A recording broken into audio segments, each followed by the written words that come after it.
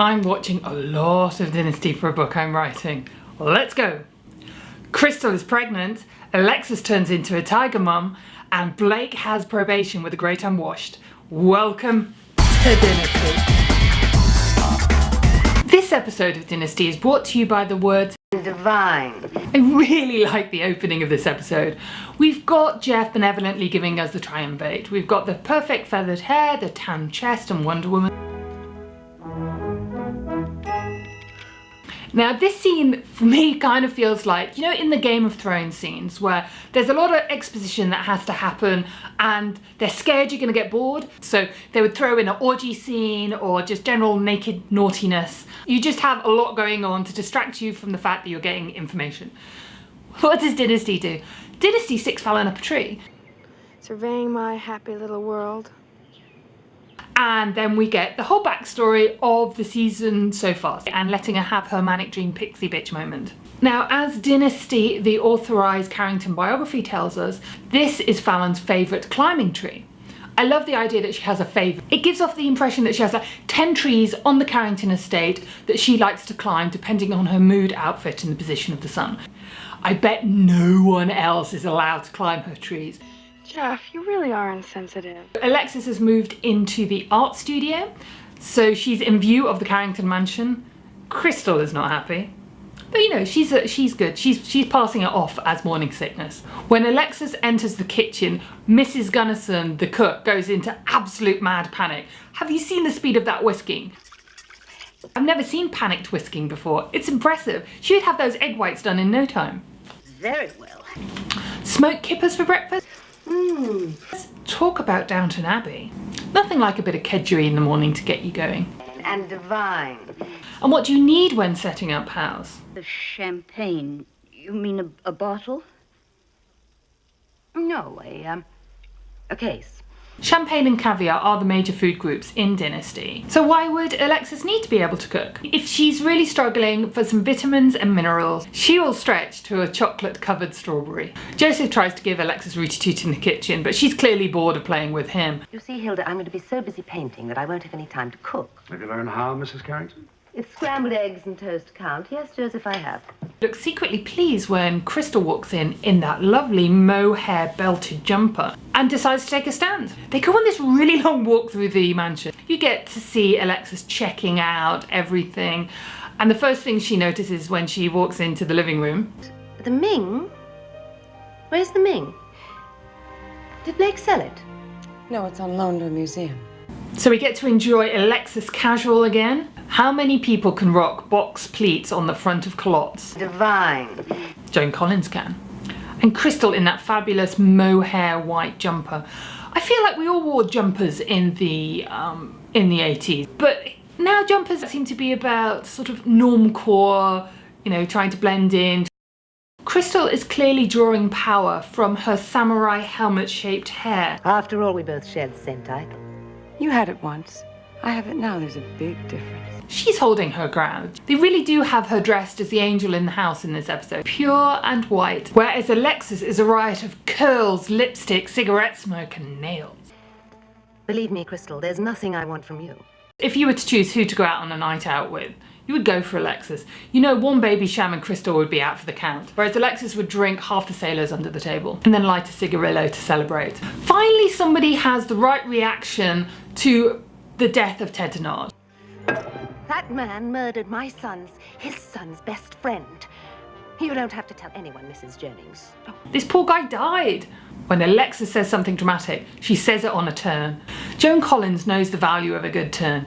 I feel like the whole big hair shoulder pads just gives her more space in the world. Linda Evans is a powerhouse. She's a tall, athletic. I'm pretty sure she could deliver a good punch if she wanted to. Joan Collins is quite petite compared to Linda Evans. That's why she's developed the turn. When she's got some big news to give you, with big hair and a flash of the eyes, Joan Collins whips a turn and gives it to you good. Although in this scene, Krystle delivers the last punchline and strides out. I want you out of our house. You're not welcome here. And since you're so familiar with it, the kitchen, the paintings, the missing Ming, I'm sure you can find your own way to the door.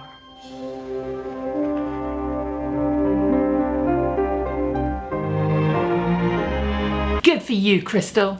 So let's talk about Andrew Laird. Andrew Laird is Blake's lawyer, although to be honest he seems to have him running on all kinds of errands. Anything inside the mansion that Blake needs doing, he gives to Joseph. Anything outside, he gives to Andrew. That's got to be a very high bill. I mean, what do lawyers charge per hour?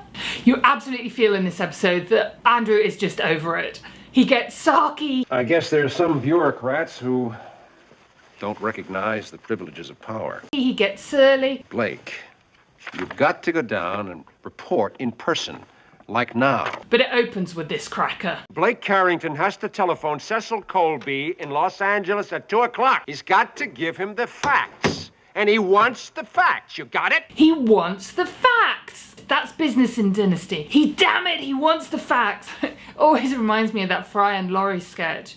Damn it, John, what's Marjorie done now? That was Hugh Laurie before he was house. Amongst the roster of things that Blake needs from Andrew, you know, just the basics. Take Claudia home from the hospital, have a bitch about the fact that probation, he has to go down there. They really expect me to be interviewed in some crummy cubicle like a common street criminal? Oh my goodness, Blake, you got done for murdering. You have to go to the probation office? Oh, you poor sod. Blake at the probation office. In a scene straight out of Trading Places, we get a mixture of casual racism and comedy. You're in the stings, right? Old ladies in their bank accounts, right? Hey, you want a nice car TV? Even his Wonder Woman pose holds no sway here. I love when Blake is strutting around the probation office demanding to be seen. Now listen, my name is Carrington. I have an appointment here at 12:30. Now, how long are you going to keep me here? How fantastically bored that security guy looks. And then finally, he wants Stephen cut out of his will. Seems a little extreme, but this is always the way. Control, rich families, it's about money. And if you don't do what you're told and live as I tell you, you're not getting any of my cash. Claudia. On the upside, she's out of hospital. On the downside, all the men continue to patronize her. She wishes, she dreams for mansplaining. She can't even get anyone to listen to her. Although, Blake's intelligence agency are on it. Now, how intelligent is this intelligence agency? They can tell her that her daughter is well enough to fly. Great news, they know where she is. But apparently she is somewhere in South America, but they don't know where. It's a big place. Well, if they know she's well enough to fly, surely they have some sense of where she is. I know that South America is a big place, but for that reason, if you've located her to know that she can fly, surely you know where she is. It's a big place. Claudia gets home, had enough, chucks pills down her throat, and here we go. Welcome, Dr. Nick Toscani. So we get the whole Italian version of Angela's ashes while he's dragging Claudia around the room trying to revive her. Fifth floor walk up, you see, and we had John in the hall and a bathtub in the kitchen. But we had the whole fifth floor. I mean, we were a big family. I love Blake's face. Senza culo. He's just standing there like, what on earth are you doing? His expression says it all. Claudia wakes up in the Carrington mansion. And hey, how about a bit more patronising? Want to spoil your plans? You want to take a trip to Paris? That's just what this woman coming around from attempted suicide wants. Never heard of that before. Claudia, no! What are you doing? You're going to start him off again. Bathtub in a kitchen in an apartment. Oh, here he goes. And Mama would come in and say, all right, whether we had finished eating or not, everybody out into the parlor. Va tutte move. Teresa's got to take a bath because she has a date with Nunzio. Okay, so have you got that? Big Italian family, bathtub in the living room. So Dr. Nick Toscani has two modes. We have the I'm doing humour to teach you something, to put you in your place. The humour is very aggressive. You look terrible. And then there's just plain aggressive. You're a doctor, and a damn good one. You should know you hired me. We get Dr. Nick Toscani and Krystle's cute meet.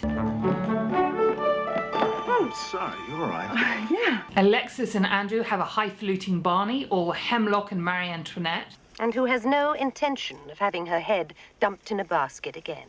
Realising her son is on the chopping block in terms of cash, she takes her whole mothering to Tiger Mom level. Besides, one doesn't just abandon one's birthright. Denver Carrington is going to be yours one day. I don't care about Denver Carrington. Well, you've got to care. You know it's a big deal because you get an Alexis whip turn. I don't buy it, any of it. Buy it or not, darling. It's true. Since Jeff's feathered hair, tanned Wonder Woman thing isn't working for Fallon, she tries to track down her old lover, the ex-chauffeur. Krystle comes in and tells her not to do that. You and I both know why your father fired him. Please. Naughty girl. And it's up to both of us to make life easier for him. Something like that. And what are you planning to do, Krystle?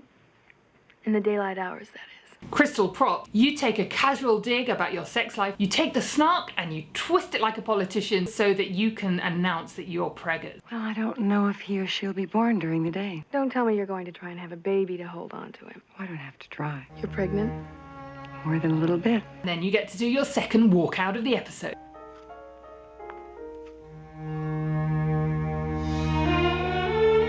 Good to see you enjoying yourself. With Krystle pregnant, of course, Fallon decides that she has to be pregnant and delivers this news in a very clear and straightforward manner to Jeff. You've never been to a motel, right? Why? Well, a motel is just like a hotel. They've got all the same things. Dressers and lamps, a bed. I know that, Fallon. Lots of people go to them. They're very popular in this country. And if it should happen here, we don't have to tell the baby. Hotel, motel, holiday inn. Lucky you, Jeff. I moved out to Denver to pay that man back for what he cost us, and I'm gonna do it. And I found the way.